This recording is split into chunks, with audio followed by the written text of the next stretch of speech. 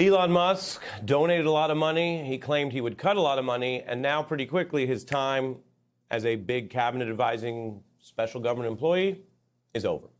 Musk has made an official departure, posting about it online, thanking Trump, referencing something we have long been tracking, which is how even with all the loopholes and boundary testing, he had a 130-day limit in government. At Politico, they say Musk came in with a chainsaw and went out with a tweet, a nonpartisan publication knocking him. From the beginning, Musk sowed much confusion in his efforts to impact the Trump agenda, and his so-called efficiency group was not efficient even in the way it made cuts. It has been quite a trip. I think this is going to be the most transformative presidency, perhaps since the founding of the country. It's going to be a revolution. This is the chainsaw for bureaucracy. I think we can do at least $2 trillion. Yeah! We can actually find $1 trillion in savings. We anticipate savings in FY26 from reduction of waste and fraud by $150 billion. What do you think of my hat? I haven't asked the president for anything ever. And if it comes up, how will you handle it? Well, He won't be involved. yeah, I'll recuse myself. I love Tesla. Many false claims there. He did not recuse. They tried to hawk Teslas at the White House, even as the car company, for a range of reasons, saw its stock crash during the same 100-plus days while Musk was doing double duty. He said he would save trillions. Musk's agency, though, was caught misleading the public.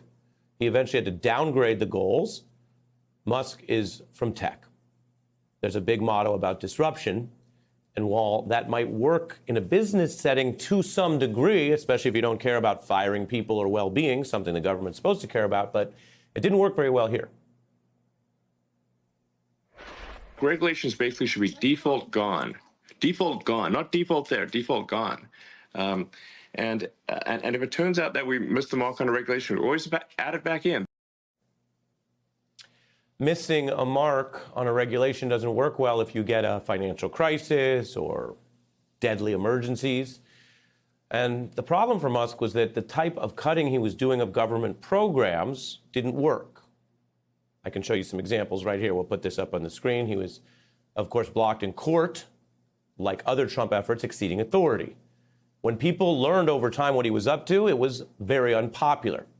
And then Musk, who, of course, is unelected, found that Republican lawmakers and people working alongside the MAGA agenda were now facing pretty strong protests, partly because of the way he was leading. Here's the hit that Tesla took. Musk's unpopular politics were part of toxifying that brand.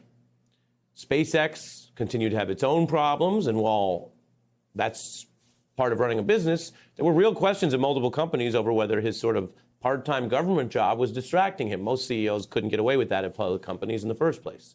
There's the self-dealing we've told you about, efforts to leverage power to make money. And yet this is a key irony. If this were a movie, it might be unbelievable. Despite having the inside track and all the power and overseeing the cabinet meetings, this has been a period where Musk has lost more money than usual. His net worth down by a staggering 50-plus billion since the inauguration alone. He has complained about what he has faced, some accountability, some criticism. He's upset that in politics, people will respond to what you do. There's also the issue of scientific advancements and how NASA will work, or education will work, or rural support networks will work when you cut this fast, this indiscriminately.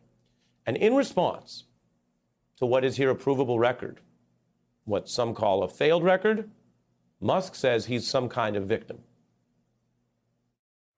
You've talked about $4 billion a day being saved. If you add that up, it's not going to get to $2 trillion over the lifetime of Doge. I'm sorry. I feel you're somewhat trapped in the NPC dialogue tree of a traditional journalist. We do not make the laws, nor do we control the judiciary, nor do we control the executive branch. Doge is an advisory group. We are doing the best we can as an advisory group. his best that he can is a matter of, I guess, debate or opinion. But the other claims there were false. Fact check, false.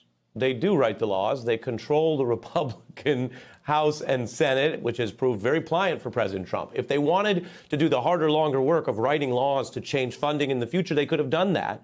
Might take more than the 130 days he was allotted. But again, we're getting into the competence zone and whether they really wanted to do the hard, longer work. Meanwhile, millions of Americans are facing setbacks from some of the cuts they did rush.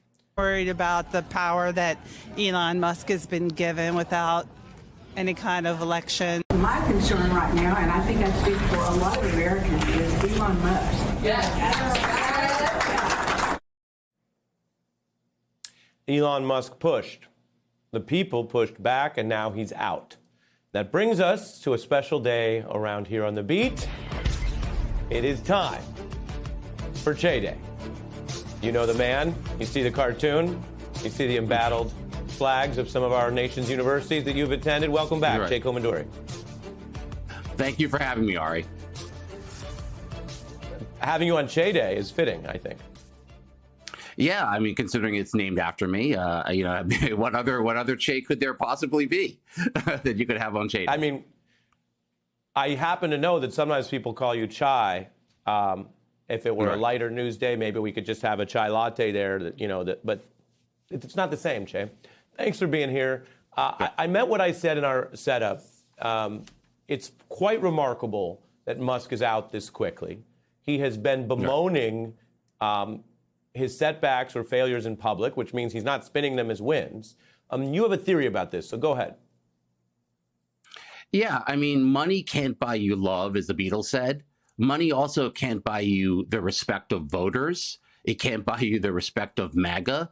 And it appears at this point not to be able to buy you the respect of Donald Trump. I mean, it's very interesting that this has all happened over the course of 3 months.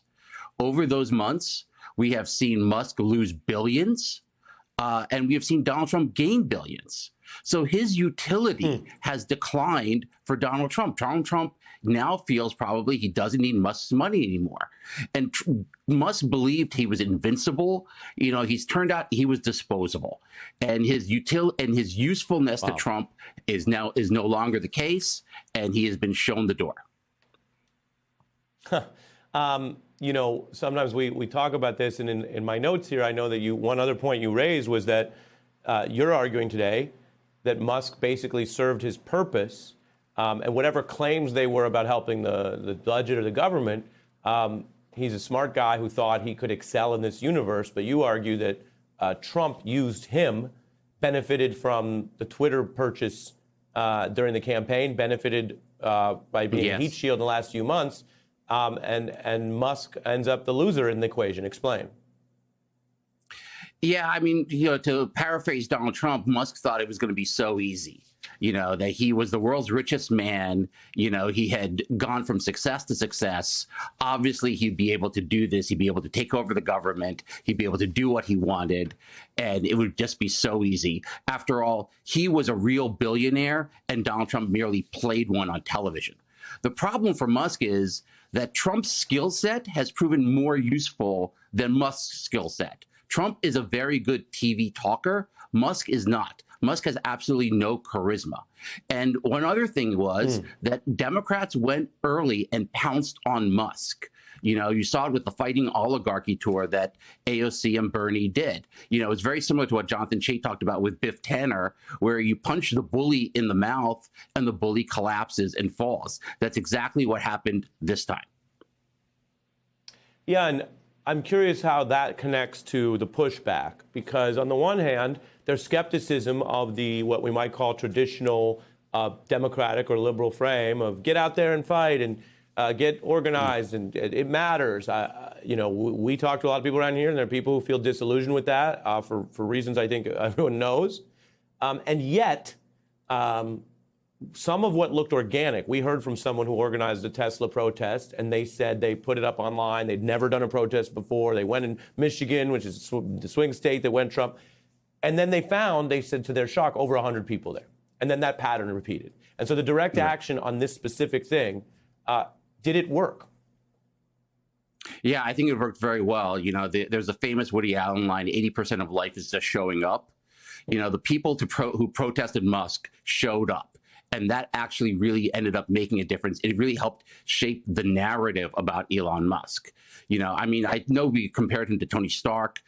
Before I compared him to Lex Luthor. We should remember in Superman comics, Lex Luthor always loses. What Musk is now is much closer to Thurston Howell III, the millionaire on Gilligan's Island, where he's got all that money and it's of absolutely no use to him.